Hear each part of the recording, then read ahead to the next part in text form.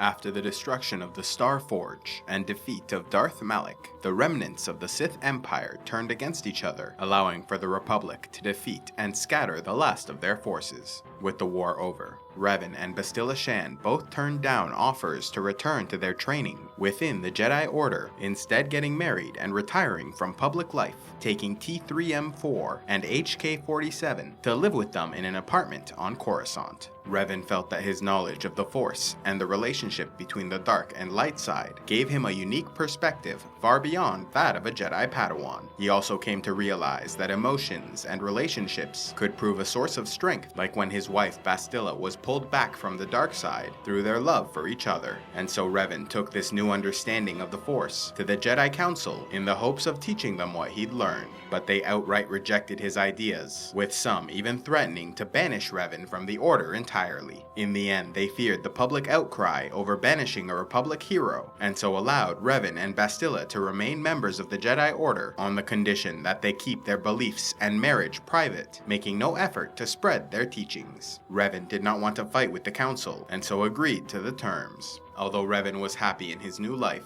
he became haunted with nightmares of a planet covered by storms. Revan still had not recovered all the memories he had lost after the ritual performed by the Jedi Council, but he came to believe that these dreams were related to his past and the journey he'd taken with Malak into the uncharted areas of the galaxy after the Mandalorian Wars. He then contacted his old friend Canderous Ordo and met with him to discuss the dreams and find out any information he could about Mandalore the Ultimate and his reasons for invading the Republic. Revan believed that it might in some way be connected to the war waged by Revan and Malak when they returned to the known galaxy as Sith Lords. After their meeting, Revan wished to contact his old friend Mitra Surik, traveling to the Jedi Archives in search of information. There, he was confronted by Jedi Master ATRIS, who informed him of Mitra's fate, having cut herself off from the Force after the Battle of Malachor V, and her exile from the Order when she returned to face judgment. Revan was deeply saddened by what he learned, and left the temple, unsure if he'd ever see his old friend again. Less than a month later, Canderous contacted Revan and revealed that the Mandalorian clans were gathering upon the planet of Rekkiad, searching for the mask of their fallen leader, Mandalore the Ultimate, so that a new ruler might take his place and unify their people. Revan, understanding the threat a united Mandalorian army might pose, made plans with Canderous to travel to Rekkiad and join in the search. Revan hoped that BASTILA would join them on the mission, but when he returned home, he discovered she was pregnant, and soon they were arguing about Revan wanting to leave them and go on a dangerous mission.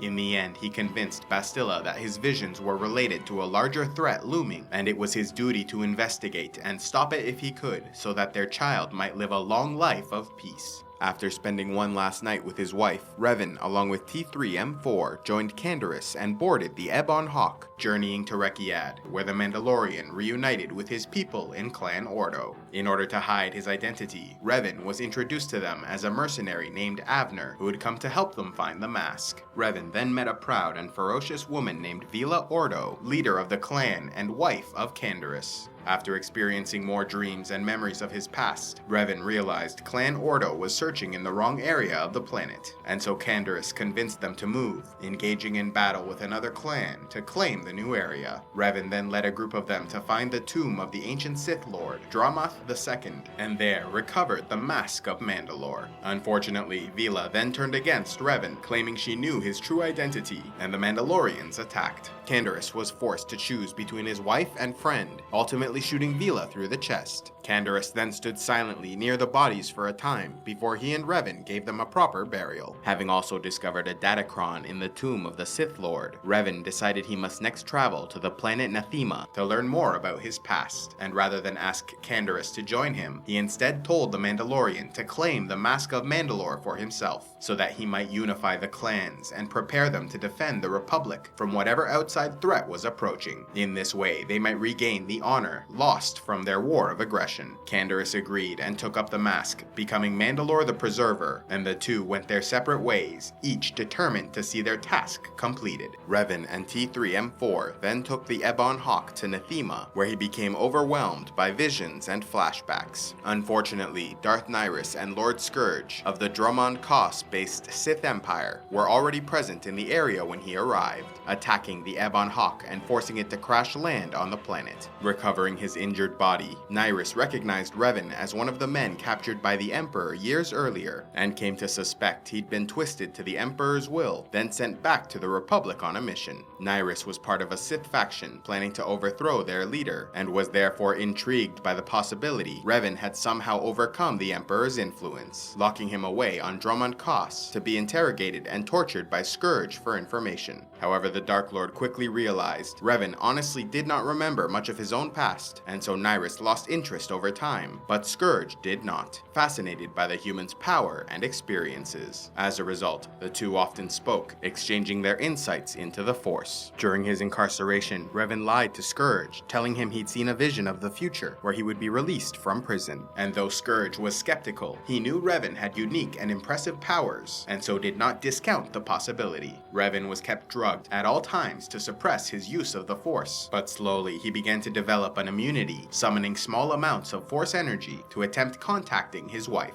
But instead, he was granted a vision of his old friend Mitra Surik, realizing she would be the one coming to his rescue. A special thanks to all those who contribute to CivilizationEx, like Simon Toyne, Mystery Knight, Magic the Shaman, and Joey Lady Phoenician. If you would like to help CivilizationEx, click on the Patreon link, and please be sure to like and subscribe, and click on the links to see more.